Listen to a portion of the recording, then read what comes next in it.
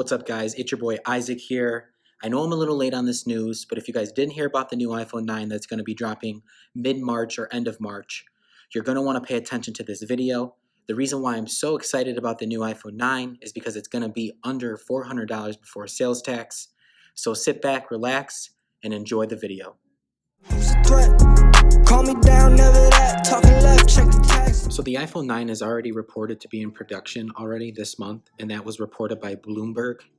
Obviously, with the coronavirus still in full effect, this time frame could be delayed, but it's just my 2 cents. I don't feel why Apple shouldn't still be able to deliver a mid-grade device on time. You know, this is not a flagship. It's not like, you know, the new iPhone 12 or anything like that. This is a successor to the iPhone SE 2. So we should still see this device, like I said, mid-March, end of March. One big question still remains though, what will Apple call this new device? Obviously in my title and thumbnail, I said it was going to be called the iPhone 9, but it was rumored by Minchico, which is a very reliable source, that this new iPhone also could be called the new iPhone SE 2, which I don't think that's a good idea. Because if you look at the design of the iPhone, if they're going to keep the same design from this iPhone 8 and make it into an iPhone 9, it would only make sense to call it the iPhone 9. Especially when Apple, they skipped that iPhone 9 version and went straight to the 10 after the 8 Plus. This only makes sense. So I'm hoping it's going to be called the iPhone 9 and not the iPhone SE 2.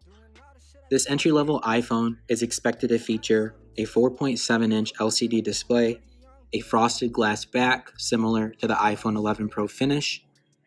Also, it's supposed to rock an A13 processor, which is a major key selling point because this is the same processor that is in the iPhone 11. And obviously that price tag, like I said before, it's going to be under $400, and I feel like the 64 gigabyte base model will be under $400, and then obviously we should also see a 128 gigabyte option, and that might cost around $500 to $600. It will not feature Face ID, and it was rumored that it will feature Touch ID still. Keep in mind too, this device is going to cost under $400, so for certain customers that don't want to spend over $800 for an iPhone and not care about the Face ID feature, it's really not going to matter that Apple didn't include the Face ID in this model. But why is this good for repair? This is good for repair because with this device, Apple is already attracting customers, a certain customer base, who don't want to pay an arm and a leg for their device. So you got to think, when they go and they break their screen, they're already going to look for the most inexpensive option to get their screen repaired. And more likely, they're just going to try to get it fixed. They're not going to try to buy another phone.